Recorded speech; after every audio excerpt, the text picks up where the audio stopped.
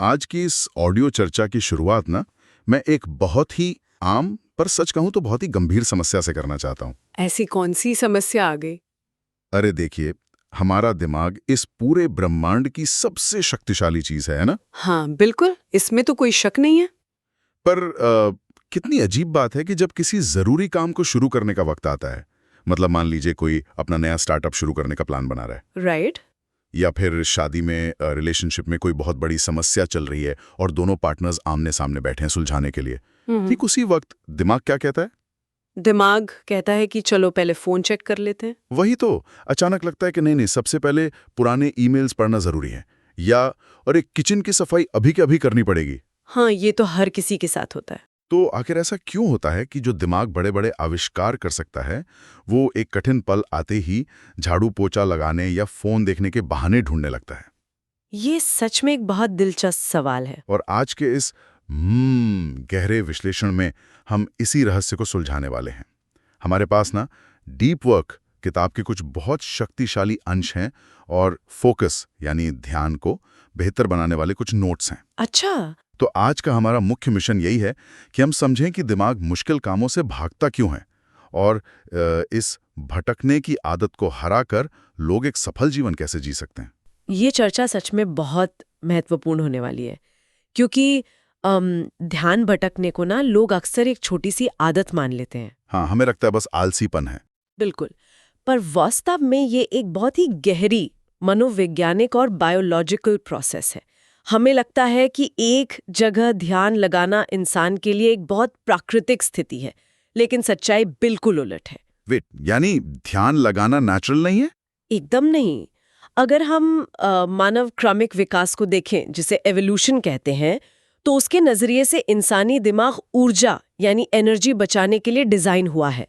अच्छा। गहराई से सोचने में ना बहुत ज्यादा मानसिक ऊर्जा खर्च होती है, तो हमारा दिमाग किसी भी कठिन विचार को एक खतरे की तरह देखता है। उसे लगता है एनर्जी खत्म हो जाएगी। ओह वाह, तो दिमाग लिटरली डरता है मुश्किल कामों से। हाँ, इसलिए जब भी कोई मुश्किल काम सामने आता है, दिमाग लगातार उस ऊर्जा को बचाने के आसान रास्ते ढूंढता है और हमें उन छोटे बेमतलब के कामों की तरफ ढकेल देता है।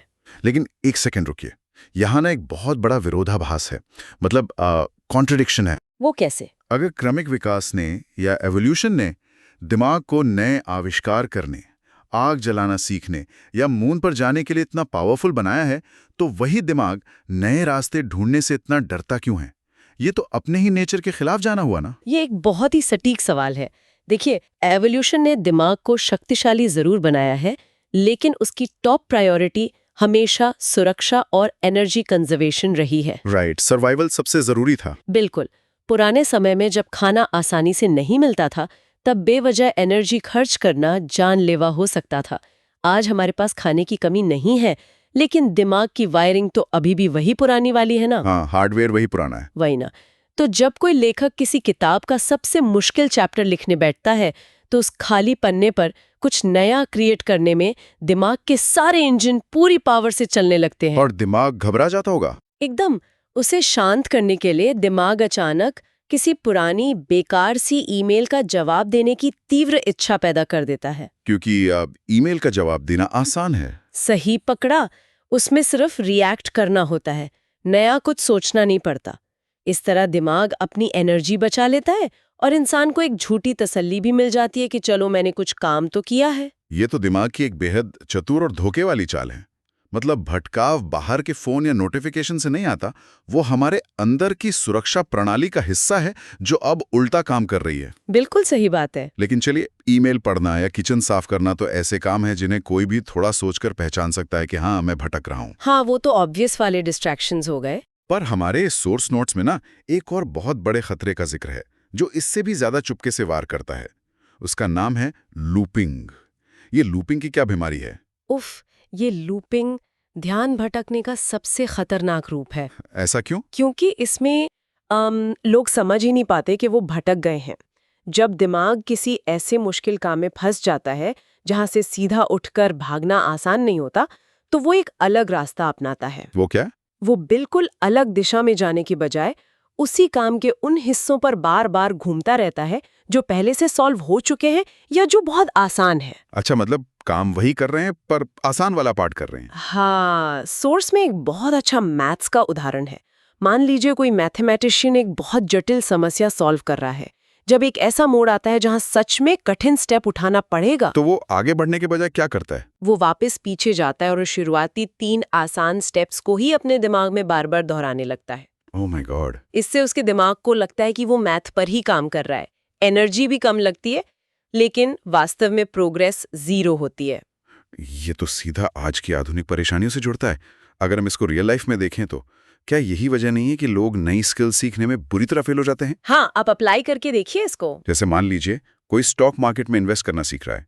जब उसे कोई नई जटिल ट्रेडिंग स्ट्रैटेजी सीखनी होती है जिसमें सच में दिमाग लगाना पड़ेगा, चार्ट रीड करना पड़ेगा, तो वो डर जाता है। बिल्कुल, और वो आगे बढ़ने के बजाय वापस यूट्यूब पर उन्हीं आसान वीडियोस को देखने लगता है, जैसे स्टॉक क्या होता है, जो उसने पहले ही 20 बार देखी हुई हैं। हाँ, बिल्कुल ऐसा ही होता है। वो कुछ नया और मुश्किल करने के बजाय अपने कंफर्ट जोन में ही एक लूप में फंसा रहता है। यही वो जगह है जहां लोगों की प्रगति आकर रुक जाती है और उन्हें लगता है वो सीख रहे हैं। आपने एकदम ठीक नस पकड़ी है। लूपिंग इसलिए खतरनाक है क्योंकि ये ना कड़ी मेहनत का इल्यूजन बनाती है। सही बात है। चाहे स्टॉक मार्केट हो या किसी जॉब में प्रमोशन के लिए कोई नया प्रोजेक्ट फाइल बनाना हो, लोग घंटों तक लैपटॉप के सामने बैठे रहते हैं, पुरानी फाइल्स को ही बार बार पढ़ते रहते हैं और आखिर में थक कर सोचते हैं कि ओ, मैंने तो बहुत मेहनत की, पर एक्चुअली में कुछ नया नहीं किया। वही तो, बिना उस कठिन अगले कदम को उठाए कोई प्रगति नहीं होती। इस सतही सोच को तोड़े बिना हम गहराई में नहीं जा सकते। तो यहाँ पर एक बहुत बड़ा सवाल खड़ा होता है।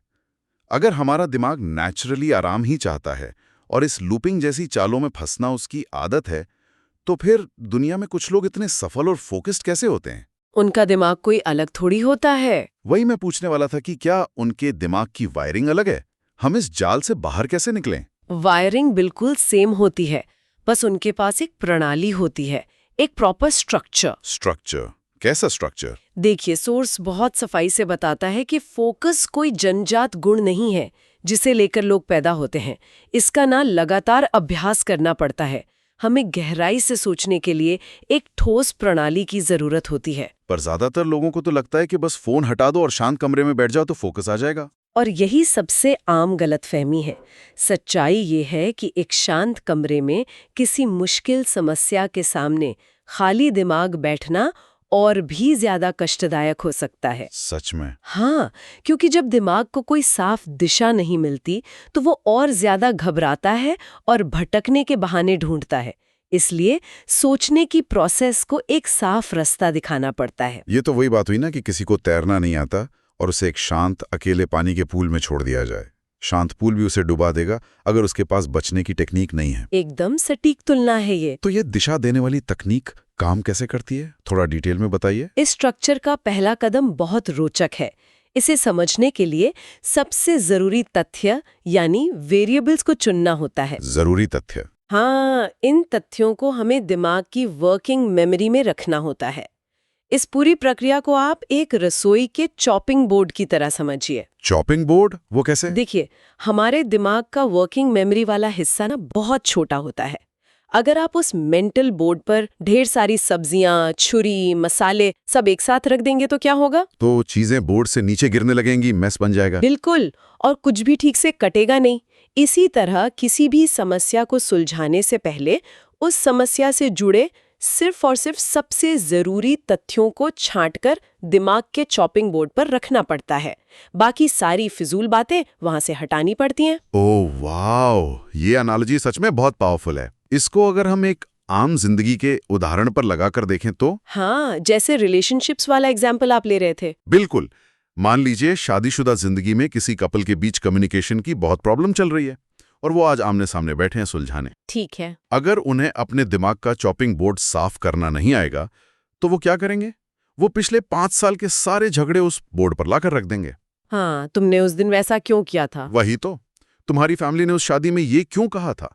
ये सब वो अतिरिक्त सब्जियां हैं जो बोर्ड से गिर रही हैं और गंदगी फैला रही हैं। बिल्कुल सही। लेकिन अगर उन्हें पता हो कि आज की चर्चा का सबसे जरूरी तथ्य सिर्फ ये है कि हम दोनों दफ्तर के बाद घर का वक्त आपस में बिना लड़े कैसे बिताएं, तो उनका दिमाग सिर्फ उसी एक मुद्दे पर फोकस करेगा, बाकी सब भटकाव मान लिया जाएगा। ये एकदम परफेक्ट उदाहरण दिया आपने। जब ये सबसे जरूरी तथ्य आपके चॉपिंग बोर्ड पर आ जाते हैं, तब आगे बढ़ने का दूसरा और सबसे प्रभावी कदम आता है। वो क्या है?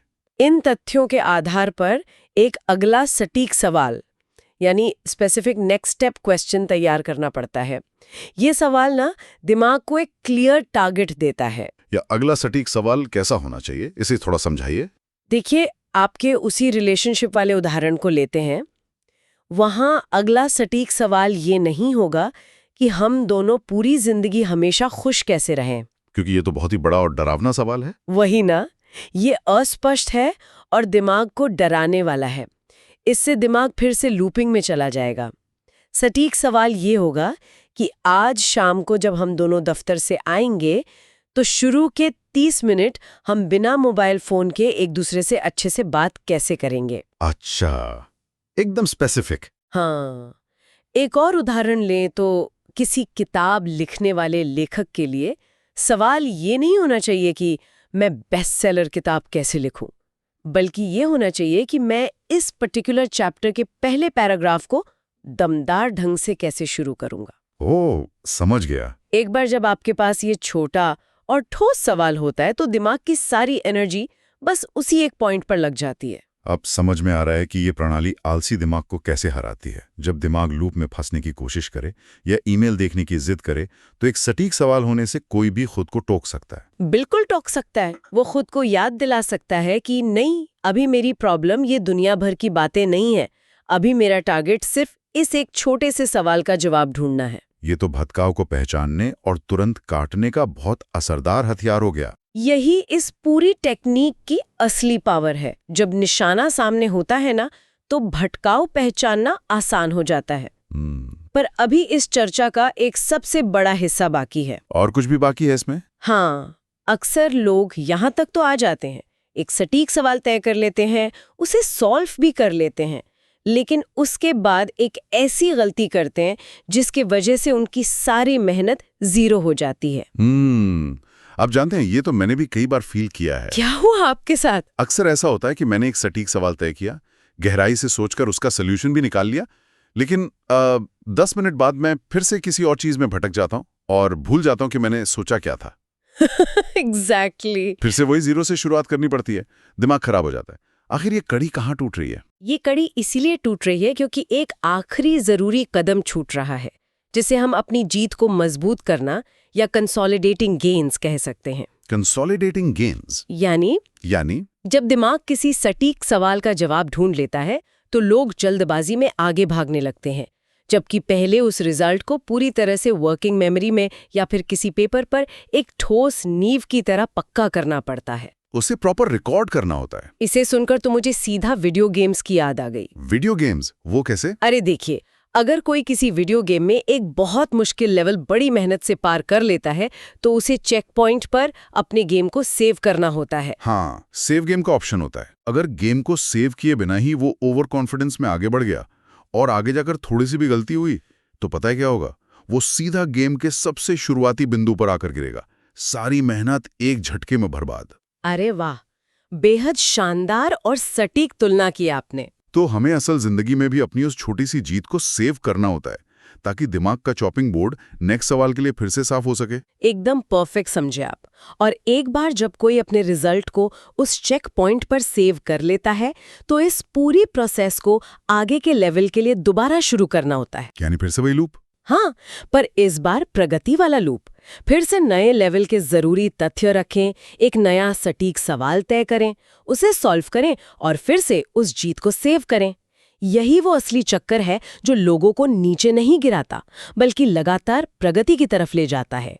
क्या बात है। सोर्स कहता है कि आज के इस तेजी से बढ़ते और हर तरफ नोटिफिकेशंस वाले वक्त में फोकस को इस तरह से ट्रेन करना ही सबसे बड़ी सुपर पावर है आज के टाइम की। ये पूरा विश्लेषण ना आज एक बिल्कुल नया नजरिया दे रहा है मुझे। अगर हम ध्यान से देखें तो इस मॉडर्न दुनिया में लोग आखिर पीछे क्यों छूट रहे हैं? क्योंकि वो गहराई में जा ही नहीं पा रहे। बिल्कुल। किसी दफ्तर में किसी को प्रमोशन इसलिए नहीं मिल रहा क्योंकि उसकी पूरी दिनचर्या सिर्फ और सिर्फ दूसरों के ईमेल्स का तुरंत जवाब देने में निकल जाती है। वो अपने जॉब में कभी अपनी कंपनी के लिए कोई डीप और बड़ा आइडिया सोच ही नहीं पाता। सही कहा। या किसी स्टूडेंट की बात करें जो बार बार वही आसान चैप्टर पढ़ता रहता है लूपिंग में और नए मुश्किल क्वेश्चंस की तरफ नहीं बढ़ता, इसलिए एग्जाम क्लियर नहीं कर पाता। इन सभी रियल प्रॉब्लम्स का एक ही ठोस समाधान है, और वो है डीप थिंकिंग का स्ट्रक्चर फॉलो करना। हाँ, छोटी सोच को छोड़कर इस प्रणाली के साथ गहराई में जाना ही पड़ेगा। अगर हम भटकाव से लड़कर अपनी जीत को मजबूत नहीं करेंगे तो बस खोखले दिखावे में ही सारी मेहनत और जिंदगी गुजर जाएगी। और जब हम इन सारी बातों को जोड़कर देखते हैं तो यही पता चलता है कि हमारा असली विकास तभी होता है जब दिमाग को भटकाव वाले आराम से जबरदस्ती निकालकर एक सही स्ट्रक्चर में चलने की आदत डाली जाए। बेहद शानदार। इस गहरे और अनमोल विश्लेषण को समाप्त करते हुए मैं सुनने वाले सभी लोगों के लिए एक नया और विचारशील सवाल छोड़ना चाहता हूं। एक ऐसी बात जो हम सबको अकेले में सोचने पर मजबूर करेगी। जरूर बताइए। हम सब महसूस कर रहे हैं कि आजकल ध्यान लगाना कितना मुश्किल होता जा रहा है। तो जरा सोचिए, अगर आज की और आने वाली पीढ़ियां अपने दिमाग की इस गहराई से सोचने की बायोलॉजिकल क्षमता को पूरी तरह से खो देती तो हमारे समाज का क्या होगा? ये तो बहुत ही डरावना ख्याल है ना? क्या हम एक ऐसी दुनिया में जा रहे हैं जहां डीप फोकस और ध्यान लगाना सिर्फ कुछ गिने चुने बहुत सफल और अमीर लोगों की ही शक्ति बनकर रह जाएगा? क्या दुनिया दो हिस्सों में बंट जाएगी? एक वो जो ध्यान लगाकर क्रिएट कर सकते हैं और दूसरे वो जिनका ध्यान बस नोटिफिकेशंस का गुलाम बन चुका है? उफ, ये वाकई एक अत्यंत गंभीर सवाल है जो हमारे फ्यूचर को आईना दिखाता है। समाज का आगे का रास्ता ना इसी बात पर निर्भर करेगा कि कितने लोग आज अपने दिमाग की इस क्षमता को बचा पाते हैं। और इस सवाल पर विचार करना आज के समय की सबसे बड़ी जरूरत है। सुनने वालों से मेरा अत्यंत खास आग्रह है कि ऐसी ही शक्तिशाली जिंदगी को बेहतर बनाने वाली बातों से लगातार जुड़े रहने के लिए आप सभी संडे रीड्स व्हाट्सएप चैनल से जरूर जुड़ें। बिल्कुल जुड़ें। वहां हर किसी को grow one page at a time, यानी रोज कुछ नया और ठोस सीखने का अनुभव मिलेगा।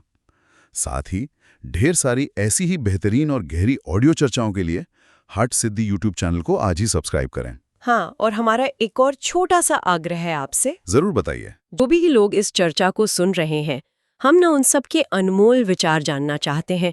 कृपया अपने कमेंट्स में बताएं कि आज के इस गहरे विश्लेषण से क्या नया और अद्भुत सीखने को मिला आपको। और हाँ, ये भी जरूर बताएं कि आने वाले वक्त में किन और जरूरी विषयों पर ऐसी ही ऑडियो चर्चा सुनना चाहेंगे, क्योंकि देखिए, आप लोगों के सुझाव ही तो इस मंच को दिशा देते हैं। और इस विदाई के पल में हमारे पास सच में उन सारे लोगों का शुक्रिया अदा करने के लिए शब्दों की कमी पड़ रही है। आप सबकी तरफ से लगातार इतना असीम प्रेम मिल रहा है, सच में दिल भर आता है। संडे रीड्स ऑडियो चर्चा के लिए जो जबरदस्त रिस्पॉन्स सामने आया है, जो हजारों कॉल्स और मैसेजेस हमें मिले हैं ना, उन्होंने हमारा हौसला बहुत बढ़ा दिया है। आपके जो दिल छू लेने वाले कमेंट्स होते हैं, उनसे हमें लगता है कि हम सही रास्ते पर हैं। इस परिवार का हिस्सा बनने वाला हर एक व्यक्ति हमारे लिए बेहद खास और अनमोल है। ये सच में एक अद्भुत अनुभव रहा है। लोगों की तरफ से आने वाला एक छोटा सा सच्चा कमेंट भी इतनी बड़ी ऊर्जा से भर देता है जिसका शब्दों में वर्णन करना मुश्किल है। हम पूरे उत्साह के साथ इस सफर को आगे बढ़ाने का वादा करते हैं। हाँ, हम पूरी कोशिश करेंगे, इस सच्ची उम्मीद और जज्बे के साथ कि हर एक सुनने वाले व्यक्ति की जिंदगी में ढेर सारी खुशियां आएं, हर कोई अपने सपनों को हकीकत में बदलता हुआ देखे और सफलता के नए शिखरों को छुए। बस अपने फोकस और अपनी इस शक्तिशाली मानसिक ताकत पर पूरा विश्वास रखें। और हमेशा याद रखें, इंसानी दिमाग प्राकृतिक रूप से आराम चाहेगा, वो भटकाव की तरफ भागेगा, पर उसको कल के लिए, एक बेहतर कल के लिए ट्रेन किया जा सकता है। ये ताकत आपके भीतर मौजूद है। आने वाले सुनहरे कल की ढेर सारी शुभकामनाएं सभी को। बहुत बहुत शुक्रिया। नई बातें सीखते रहें, गहराई से सोचते रहें और अपनी जिंदगी को हर दिन बेहतर बनाते रहें। मिलते हैं अगले गहरे विश्लेषण में। अलविदा।